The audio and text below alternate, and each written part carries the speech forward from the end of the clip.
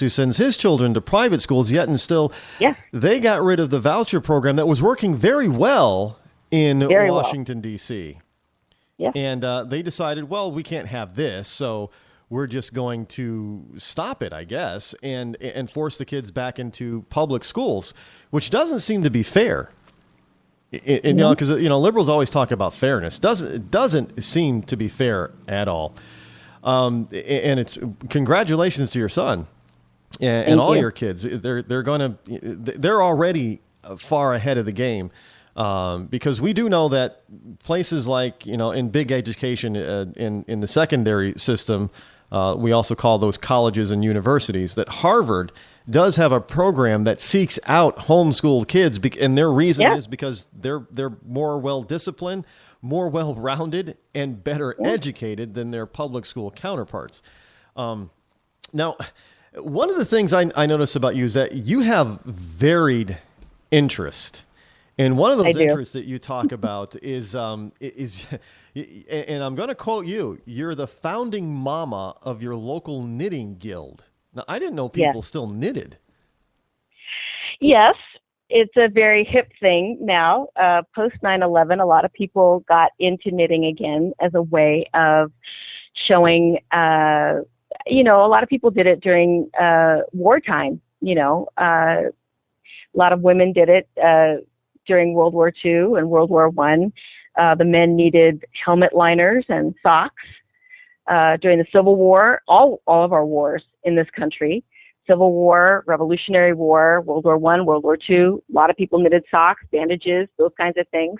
So after 9/11, there was a resurgence. People wanted a way to do something, so they made blankets and all of those kinds of things. Project Linus is a way that it's a charity that people will make blankets for kids that are in trauma. So after any kind of a disaster, these ladies will send blankets to children who've been in a traumatic event. So after Katrina, they sent a lot of blankets. Anytime there's a school shooting, they'll send a blanket. So anything like that. So after 9/11, there was a big resurgence of that. So I worked at a high-end knitting shop. And so actually, it started when my oldest, he was diagnosed with type 1 diabetes at age 2. Type 1 is an autoimmune illness. It was formerly known as juvenile diabetes, so it's very different than type 2. I always make that distinction.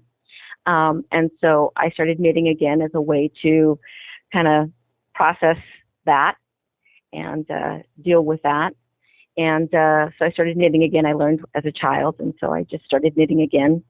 And so then I started working at this high-end knitting shop, and so I founded a guild, and I actually am a small business owner, and so my business is teaching people how to knit, and I do it for the homeschool community. And so I'm just a big knitter, and all my kids knit. All 3 of my children know how to knit, the boys and my daughter. My oldest son taught my husband how to knit for one of his charitable projects.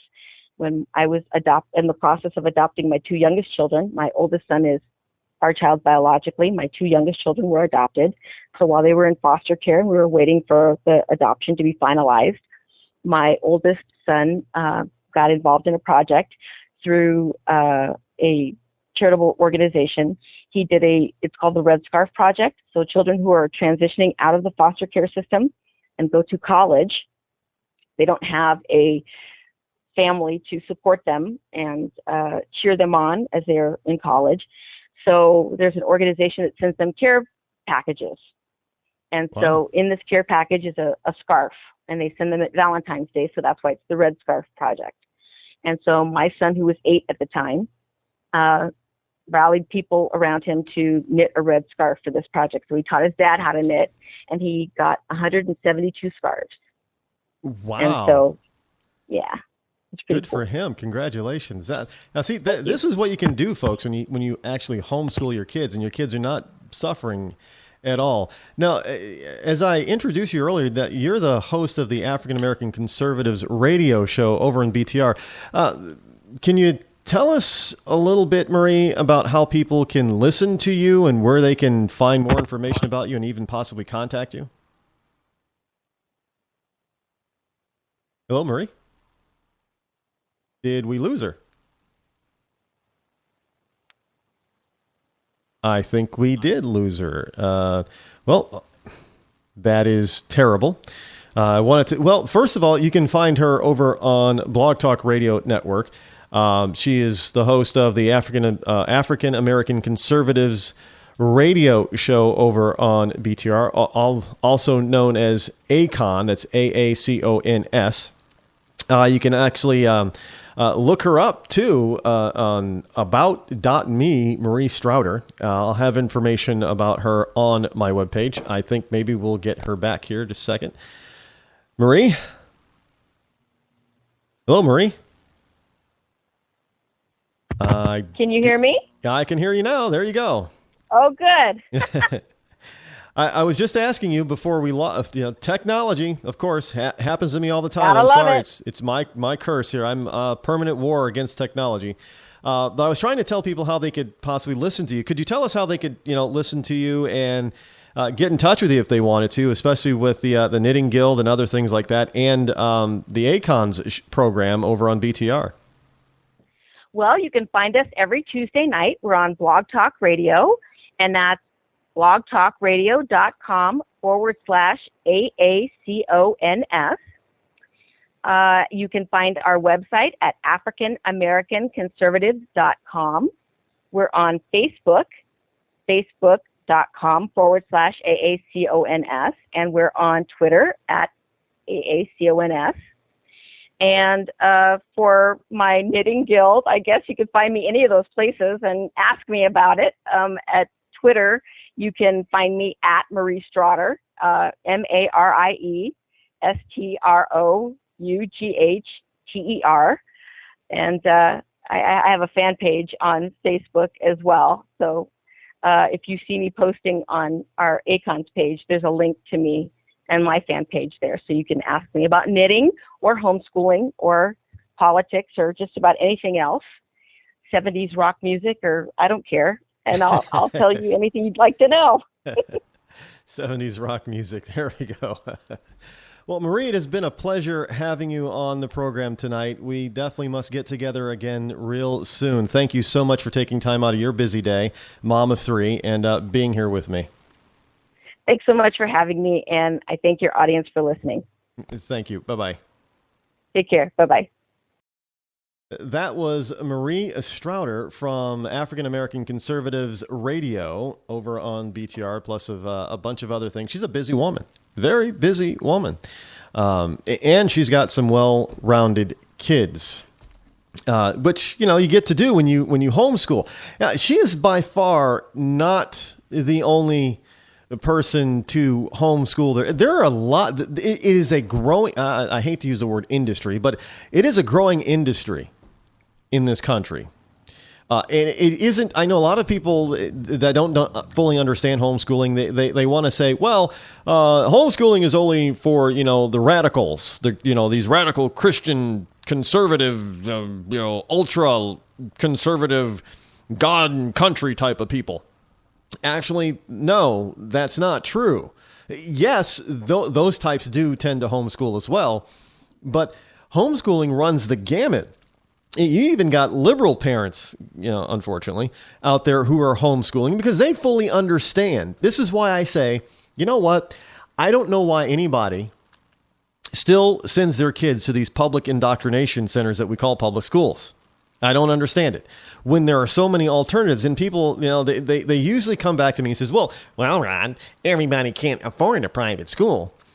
And one of the things that I always notice, now, if you're a single parent household and you're not in, the upper middle class, I can understand that argument because, you're a single parent, you got to work in order to provide. Understood that. But a lot of times when I hear these people talk about it and say that they can't afford public schools, I kind of chastise them because I look at their driveway. What's in their driveway? And what's parked in their driveway is usually two newer cars. A lot of times, at least one of them is what we would call a luxury car or a luxury plate, like an Infiniti or a Beamer or a Mercedes or an Audi. Now, you got to understand that those kinds of cars, they have a monthly price tag of $500 or more. Now, I'm sorry, but if you're sitting on paying on a car note $500 a month, that will more than pay for the tuition at many private schools at the elementary and middle school level. It will more than cover it. And not to mention, a lot of these same people, they're living they're what we call house poor or mortgage poor. And what does that mean? Because they have bought into this notion that, you should max out. You should buy the biggest house that you can afford to buy, and max out your monthly payment at 30 to 32% of your monthly income. That's a bunch of BS. And you have these people that are out there with 2,500 square foot, 3,000 square foot houses with 2.5 car garages with, 2 full baths and a half bath. And they've got to have the media center and media, they're spending $300,000 or more on a house the size that they really don't need. Because let's face it, your parents, they lived in a house small. You were probably raised in a house that was a lot smaller than that. I know my parents' house was about 1,600 square feet. So it isn't that you need this huge, and we had plenty of space. We weren't on top of each other, but we had and we had plenty of space to be together as a family and to be off on our own, to get some private time when we wanted to be private and off on our own. So we weren't crowded. And my dad always tended to buy cars very infrequently. He would drive them until it made no sense to repair them anymore. And I've gotten that kind of notion from my father on that one. I don't buy a new car every 2 or 3 years. But we have all these extraneous payments. And then if we just took a look at our budget and decided, well, you know what? My kid's education is a little bit more important than that Infiniti or BMW in the driveway. So maybe I'll settle for, driving a Chevy or a Toyota instead and paying for my kid's education. There are ways to do it. Now, yes, I would prefer that there be a voucher program or voucher system where people can decide, and a little bit of competition in where you can, within a school district, you can pick and choose where you want to send your kid to school. I think those are great ideas, and that we should get to that point. But until then, you, the parent, are responsible for your child's education, nobody else. In that you need to take this into consideration. I know we're coming to the end of this school year now, but you need to find out how not to send your children back to a failing public indoctrination center come September.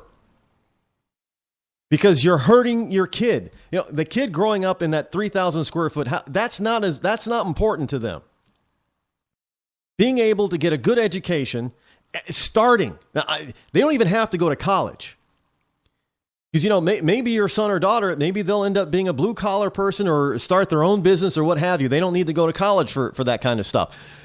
But that base education is so important because they will use that for their entire life, and they will also use that when they're being pitched to by these wonderful pitchmen that we call politicians every 2 and 4 years. They won't be so easily swayed. Oh, look, I know quite a few people who homeschool their kids, and that is a beautiful thing.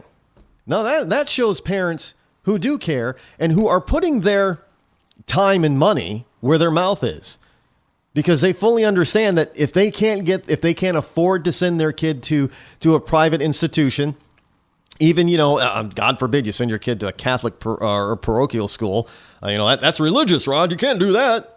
And those are fairly inexpensive, by the way. But they spend less money. These private and parochial schools spend less money per year, per student, than the public schools do.